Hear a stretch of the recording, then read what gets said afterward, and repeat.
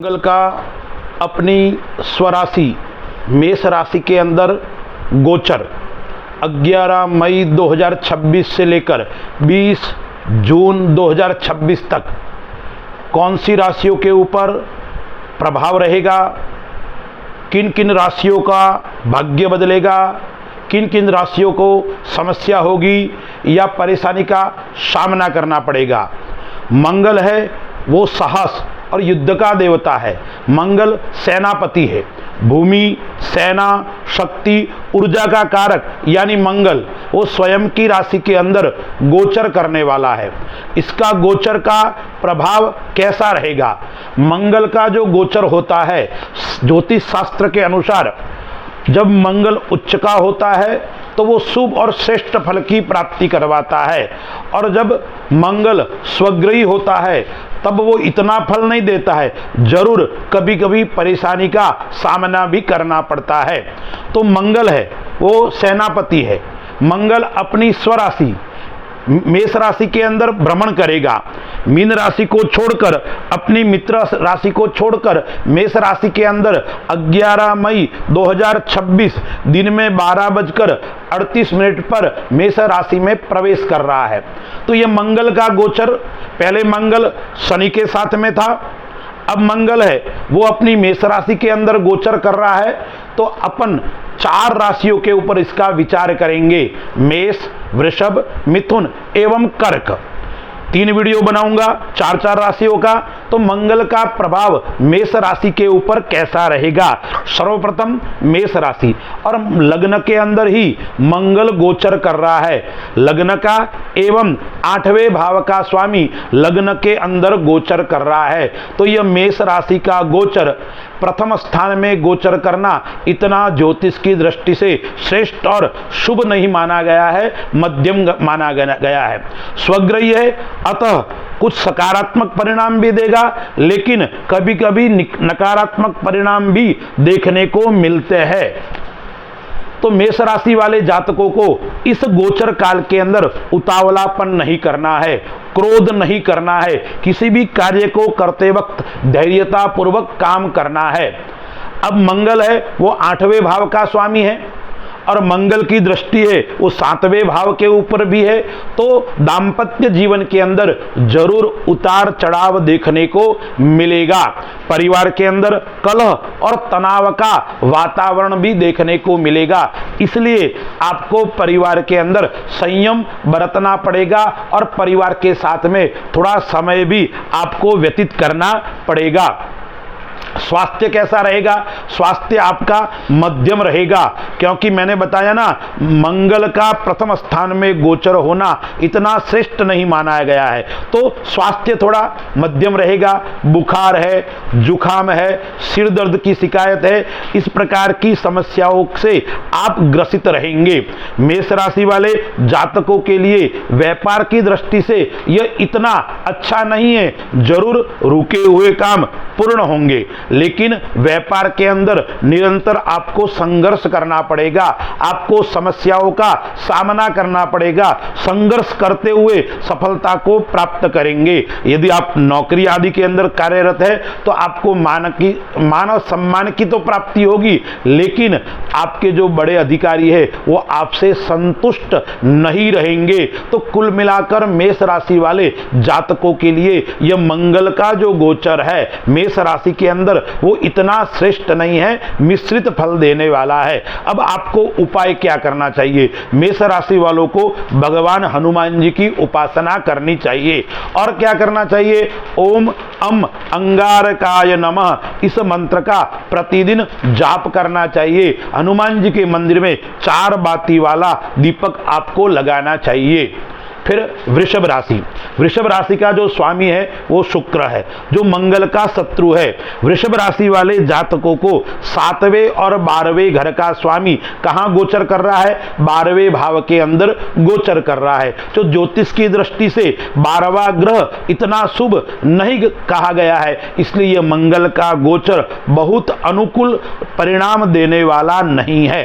अब मिला जुला जिसको कहते हैं, यानी श्रेष्ठ फल नहीं, मिला जुला असर देखने को मिलेगा।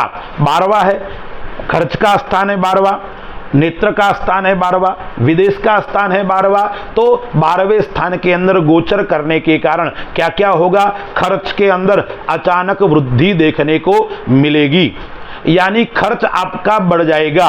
विदेश योग इस गोचर काल के अंदर आपको आएगा, लेकिन विदेश जाओगे तो आपका खर्च भी ज्यादा होगा, इसलिए आपको खर्च करते वक्त बहुत सावधानी और सचेत रहना है। आपका जो बजट है, बजट बनाकर आपको चलना पड़ेगा। आपने सोचे समझे बिना खर्च किया तो अंततोगत्वा आपको चिंता से गुजरना पड़ेगा। धन के कारण आप निरंतर परेशानी में रहेंगे। अब मंगल है वो युद्ध का कारक ग्रह है, सेनापति है, इसलिए मंगल 7वें और 12वें घर के अंदर है। तो आपको कोई कोर्ट केस चल रहा है, कोई पुलिस संबंधी कार्य है, मुकदमा है, कानूनी लड़ाई चल रही है, उसके अंदर आपको विजय प्राप्त होने वाली है। शत्रु आपके परास्त होंगे, शत्रु के ऊपर आप विजय प्राप्त करने वाले रहेंगे।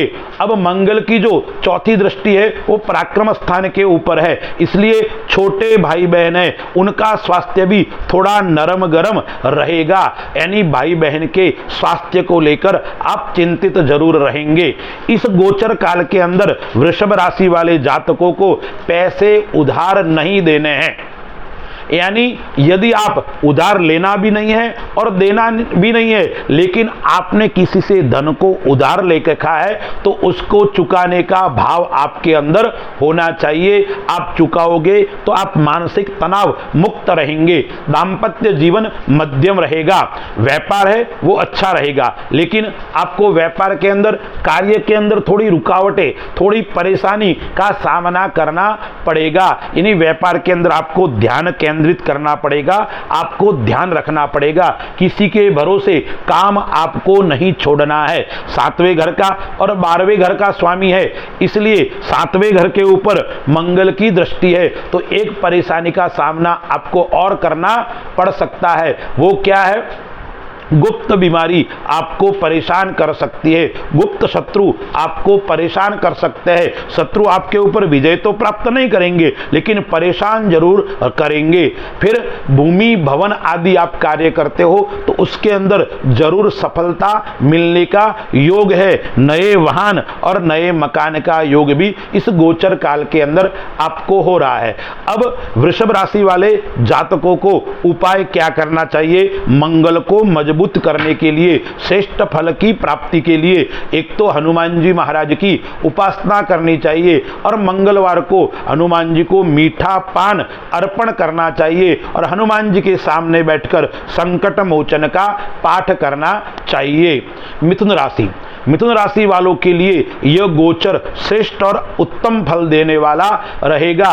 6ठे और 11वें घर का स्वामी 11वें भाव के अंदर, धन भाव के अंदर, आय स्थान के अंदर गोचर करने जा रहा है। तो 11वां भाव है वो प्रसिद्धि का है, सामाजिक जीवन का है, तो आपको क्या रहेगा? मान की, सम्मान की प्राप्ति होगी। सोने में सुहागा, यानी आप जो चाहोगे वो काम करोगे, उसके अंदर आपको सफलता की प्राप्ति होगी।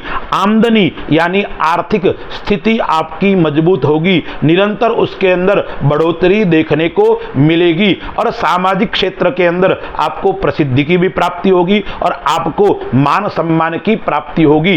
अब आपको व्यापार के अंदर अच्छा है, सफलता है, लेकिन निरंतर आपको परिश्रम करना पड़ेगा, कड़ी मेहनत आपको करनी पड़ेगी। व्यापार के अंदर जितनी मेहनत करोगी इतनी प्रगति आपके लिए अच्छी रहेगी, क्योंकि समय अच्छा है, रास्ते चारों ओर से आपके सामने खुले हैं, यानी प्रगति के रास्ते भी खुले हैं। अच्छे अच्छे व्यापार का योग भी आपके पास में आ रहा है। आपको उस योग को किस प्रकार से स्वीकार करना है ये आपकी योग्यता बता पाएगी।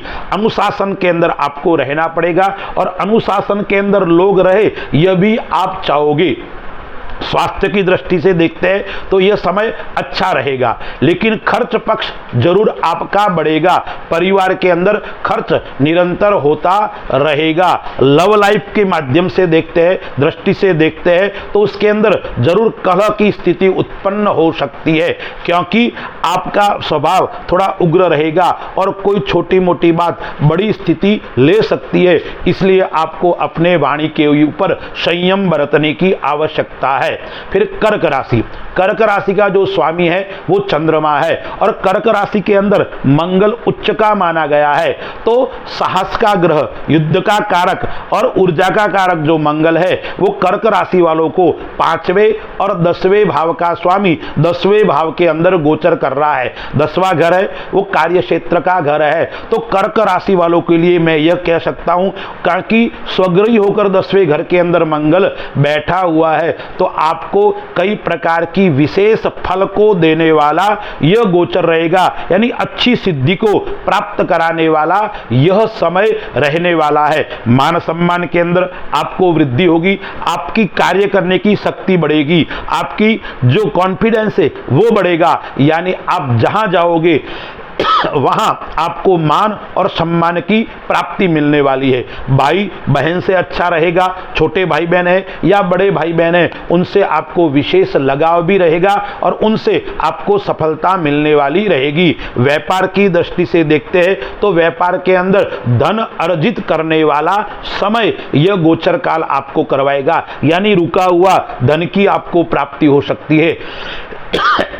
आप किसी से धन मांग रहे हैं, आपने कोई भूमि के अंदर निवेश कर रखा है, उनके अंदर विशेष फल की, विशेष लाभ की प्राप्ति होने वाली है। मेहनत आपको करनी पड़ेगी और कोई भी कार्य करते हुए आपको स्वयं को इसके ऊपर थोड़ा ध्यान केंद्रित करना पड़ेगा क्योंकि समय अच्छा है, इसलिए आपका धन का दुरुपयोग न हो इस बात का आपको विशेष ध्यान रखना पड़ेगा।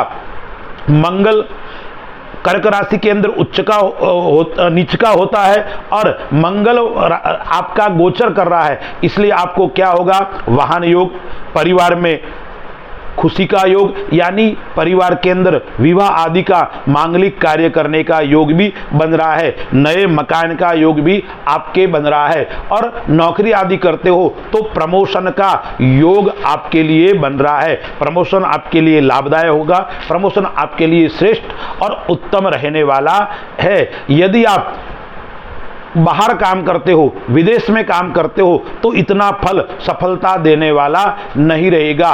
उपाय क्या करना चाहिए कर्क राशि वालों को, मंगलवार के दिन भगवान शिव के मंदिर में जाकर आपको रक्त चंदन वाला जल भगवान शिव को अर्पण करना है और चमेली के तेल का दीपक हनुमान जी महाराज को करना है और मंगलवार के दिन 7 बार आपको हनुमान चालीसा का पाठ करना है। यह करोगे तो आपके लिए उत्तम और श्रेष्ठ रहने वाला है।